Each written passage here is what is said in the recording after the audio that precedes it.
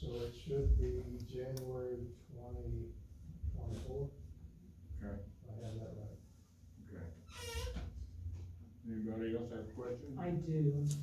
I stopped by the office on March the 24th and requested a copy of the repayment plan authorized with the Board of KPP on March the 18th.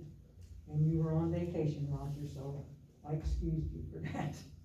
But I stopped by this morning and requested the same information. But I'd kinda like to know, I have a hard time trying to vote for this if I don't understand what they passed. The other cities tells me it's 1 cent per kilowatt.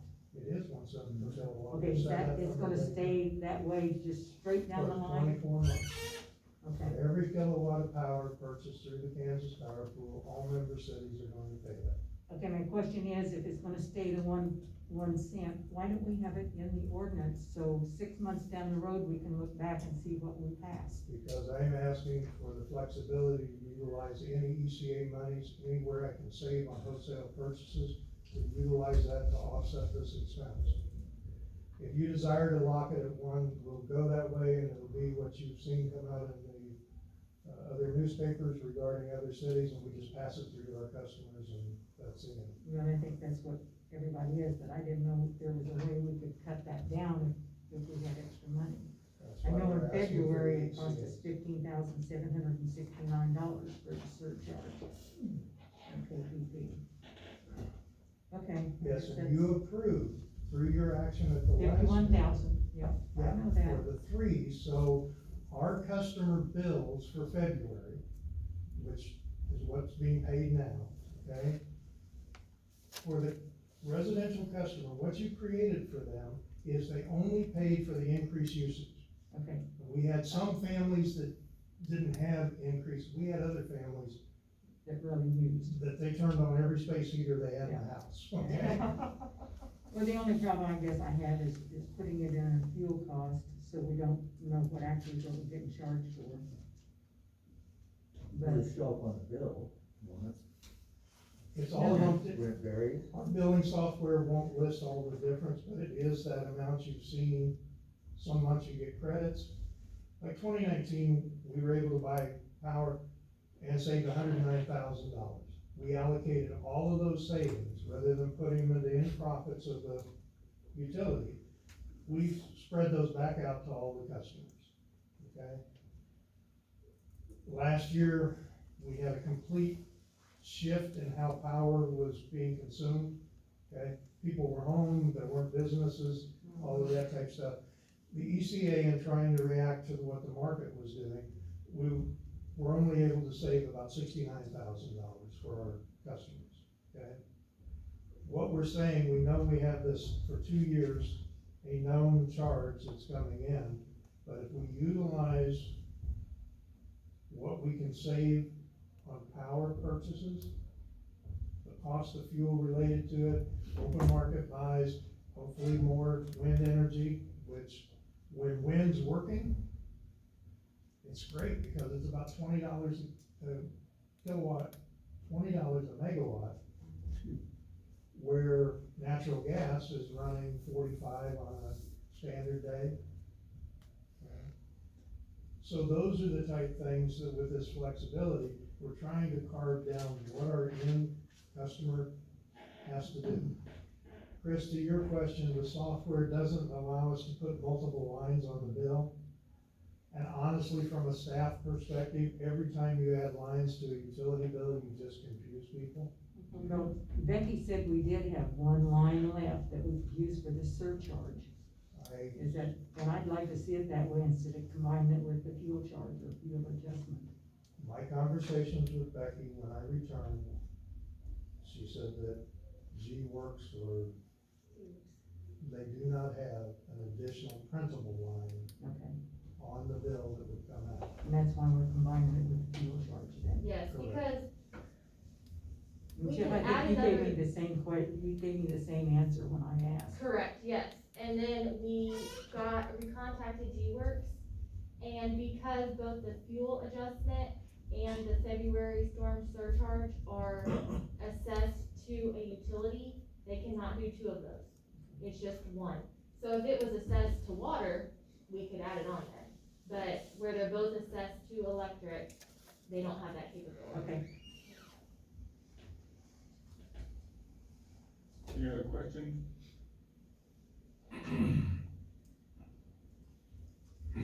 I would move to approve ordinance 1470 establishing the billing process necessary to address the surcharges being assessed for the February 2021 Arctic blast surcharges.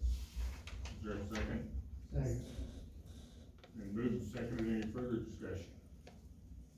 All those in favor signify by saying aye. Those opposed, same sign. Motion carries 5-0. Before we Yeah. move on, Mr. Herbert, I'm sorry, I forgot to address your question regarding.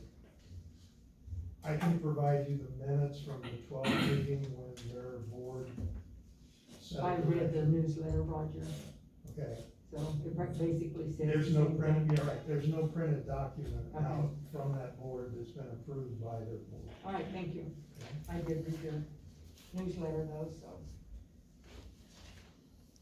Number 10, pandemic discussion. Roger? Okay. Hopefully you're aware of the $1.9 trillion federal aid package that passed, it's called the American Rescue Plan. Okay? As part of the, American Rescue Plan, there's a number of buckets set up for direct aid for intended purposes. Okay? One, for example, they've got a bucket that'll go just to hospitality. There's another one that I've been talking with our local restaurants, and Randy's working with them too, that through the Small Business Administration, they are going to do a grant for revenue, for lost revenue between 2019 and 2020 for those that are in continuous operation, okay? Other than if they had to close down because of health department restrictions. Okay? So Randy, was it 8 restaurants we identified that have been? I think that's the right number. Okay. And the encouragement to them is don't give up, hang on, because this isn't a net operating thing. This is actually where they're gonna replace the lost revenues. The only offsets to that, if they've got the payroll protection, and there's a chance round 2, according to the stimulus package, will be forgiven for that. So it's just the first one that's a pay. So that's exciting news. The school is getting very specific funding to help them safely reopen. Our nonprofits, which we helped with the previous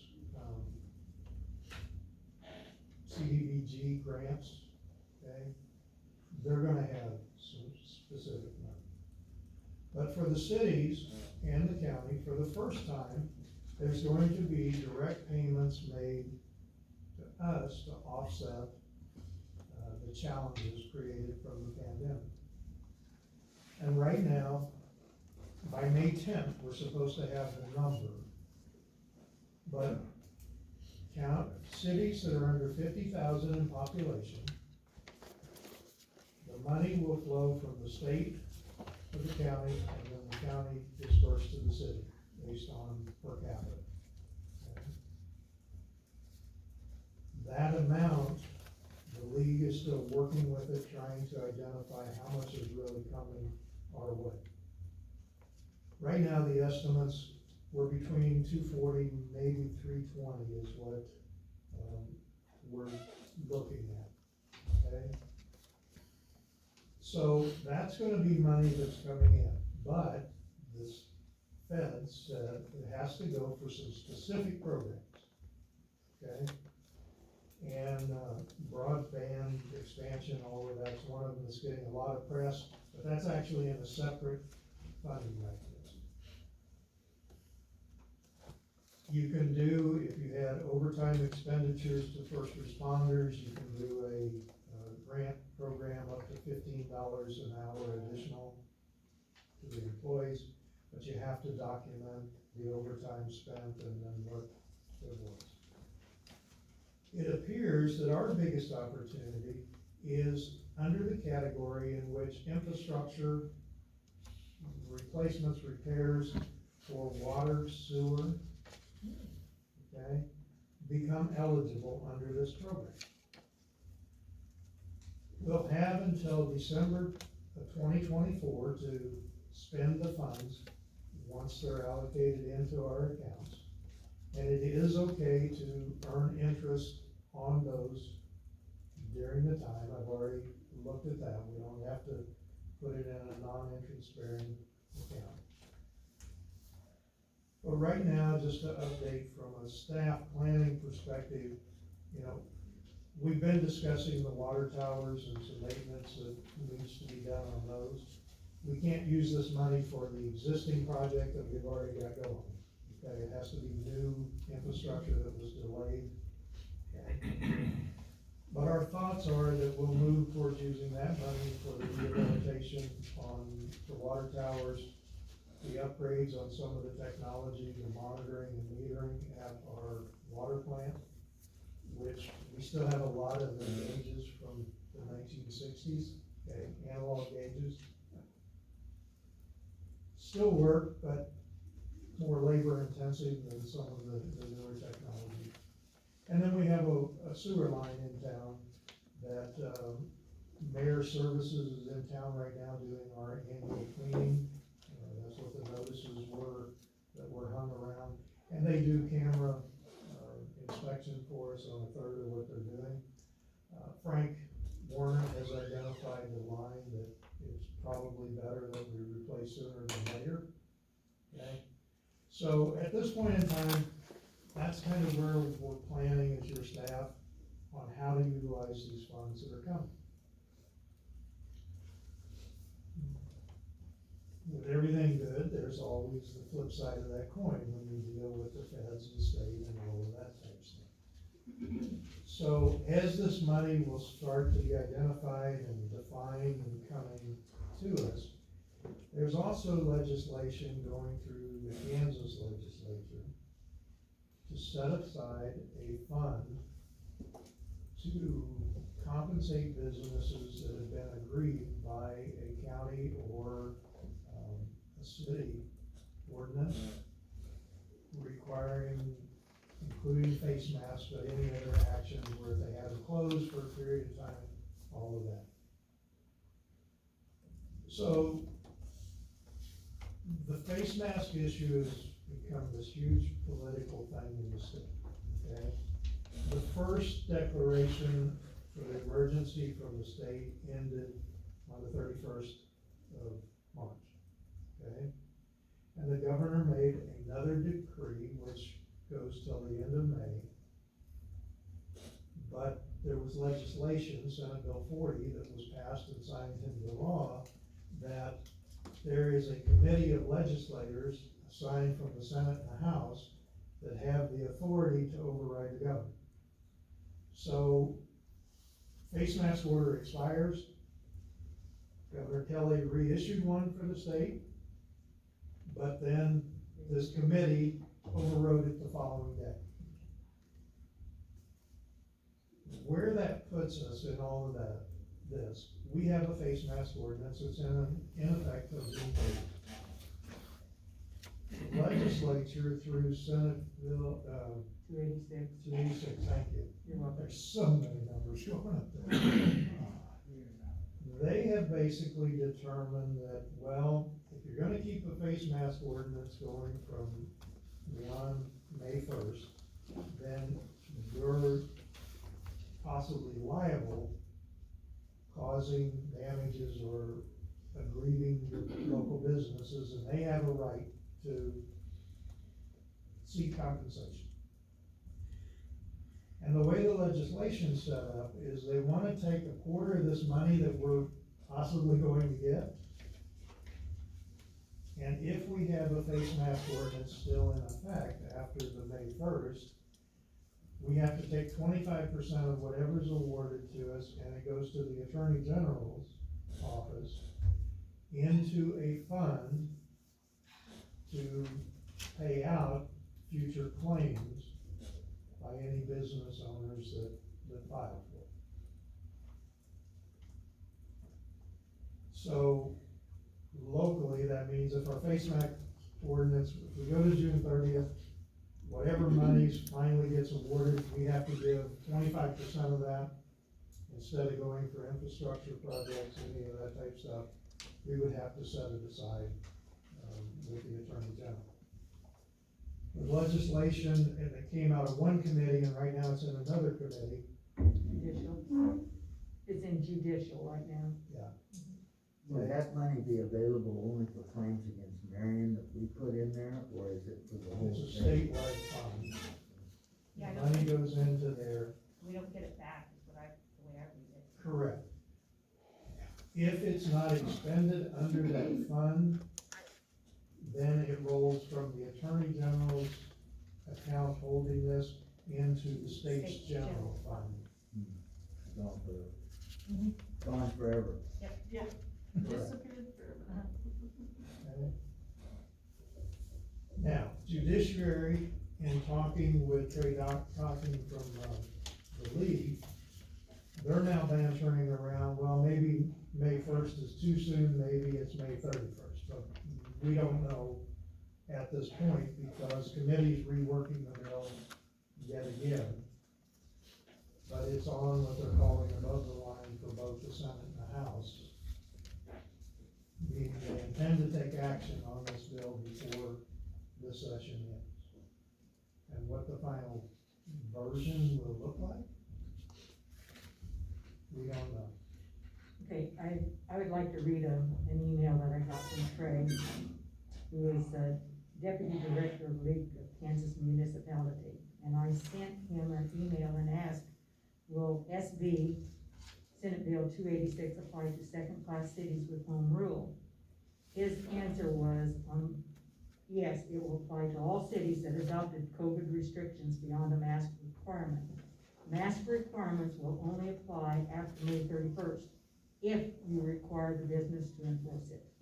So that's what he knows right now, and I realize it's in judicial committee up at speaker right now. So who knows what it's gonna be after it comes out. Exactly. May 1. So really what we're asking you this evening, on the face mask, do we want to continue forward with what we've got? And run the potential risk of a quarter of whatever funding comes to the city, we put to the Attorney General's fund?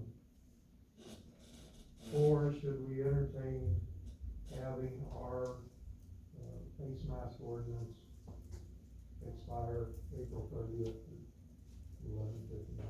Only 12% of Marion County has been vaccinated, okay? And as of last week, the first variant of this COVID-19, which is the African variant, was found in Finney County. Friday, it was found in Lyons County. So that makes me think that maybe we need to keep the mask mandate. Is there no risk if it goes to May 31st? That there could be some civil claim against? The bill as submitted says May 1st.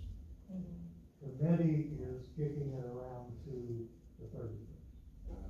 Why not just wait and see? Yeah, why can't we wait a couple weeks and then see if anything happens in the next 2 weeks? We can do that. I mean, we're good till the end of June, actually, we can rescind it whenever, At any time. February Yeah. 19th, here and next then week. actually, we'll meet again on May 3rd, so.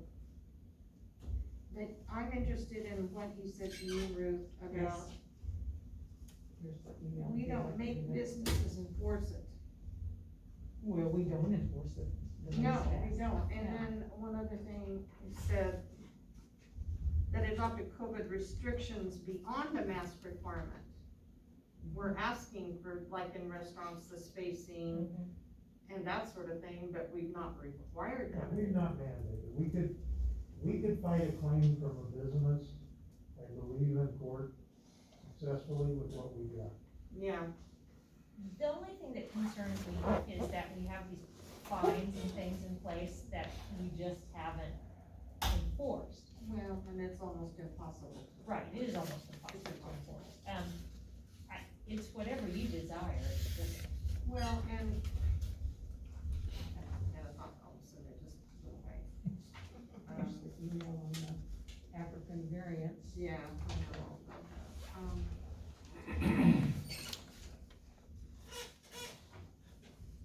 We meet again in 2 weeks, and we meet again on the 3rd of April. I mean, we might know something more in 2 weeks. Oh, I know what I was gonna say. Aren't federally they asking for at least 3 more weeks with these variants until more people get vaccinated? Yes, the CDC is asking. At least 3 more weeks, right? Is that from now, or did that start last week? I don't remember. And there's 17 counties in Kansas that has the variant from the UK. And I Well, we don't know what it's those out there, we counties are. just don't know if Yeah. our vaccines are working. A lot of people aren't getting them, as we know, even though they're available. I mean, from now, 1, 2, 3, 3 weeks from now is the 26th of April. So, Or we could call a special meeting.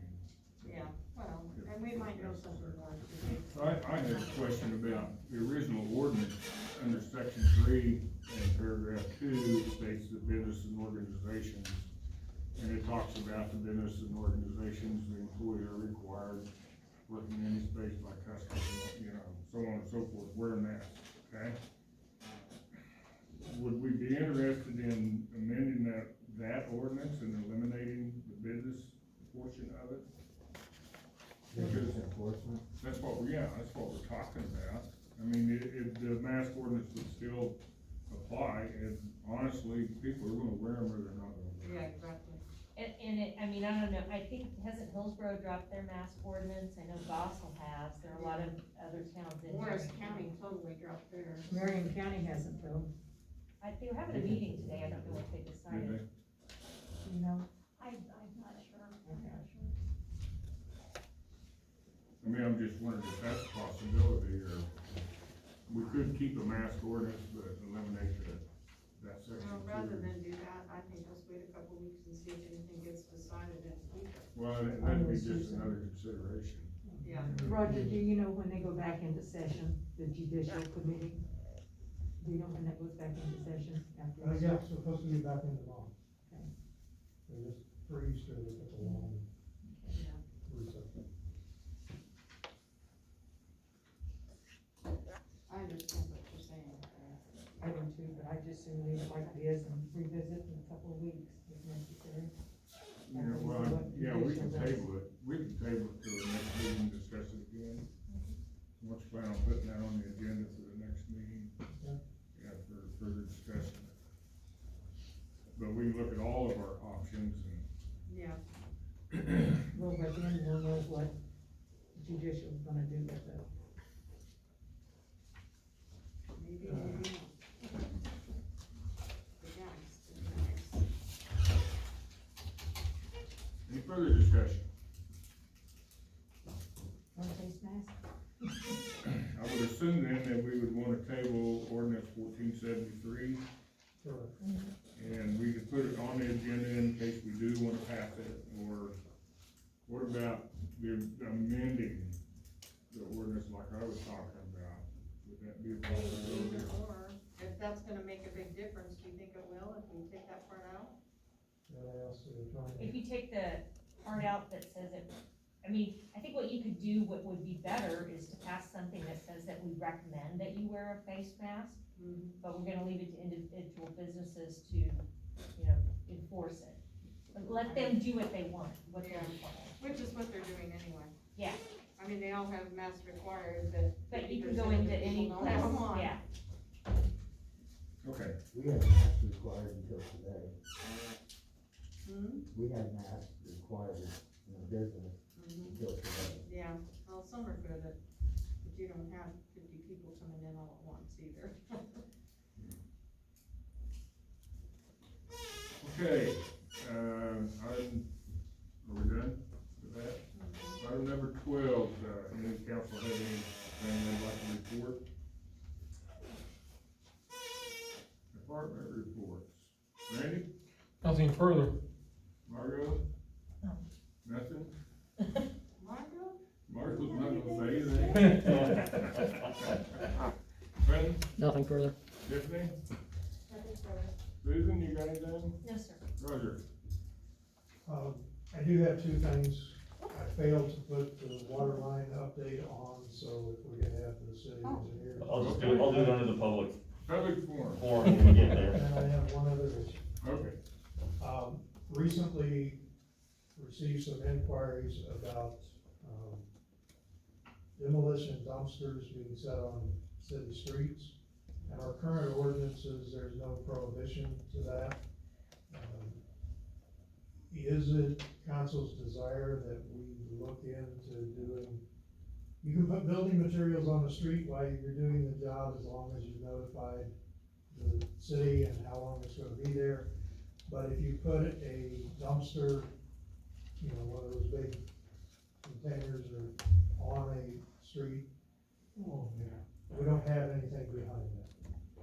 Should that become some form of registration of approval, part of our licensing moving forward? Is this something council would desire that we look into? Is Are it you an talking- issue? Yeah, that's what it is. The great big green ones that come in and dump and leave there and then come back and pick up later? Yeah, the semi, he's talking about the big ones that are like Yeah, the roll-offs. 4 or 5 cubic yard. Yeah. We need to do something about that. Yeah, is it- I've only received 2 complaints, they both came in 1 week. Yeah. And then when we went and researched what city code was, Nothing. it's silent on it, so didn't know if that would be something you would be Are there interested. just a couple of them right now? Is there one still down on the, It's, the one on Elm's gone now. oh, is it? Okay. There's only one up on Coble Street, and it's not a large one.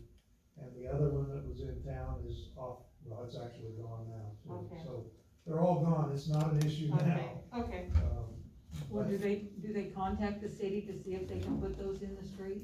Or do they just make that decision themselves? to this point, they make the decision themselves. Okay, well, we'll need some way to control it then, you know, make them come back, pick it up and move it. Are we talking about a permit? Someone would have to apply for a permit from the city to bring one in?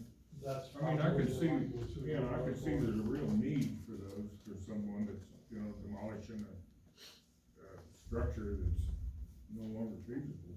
Well, is people tired of driving around them, is that it? It's a hazard too, because they're not marked in any way after dark.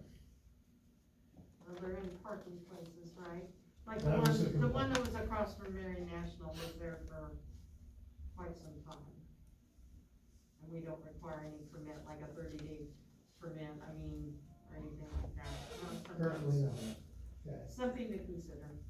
But it takes up parking spaces too, I think. I remember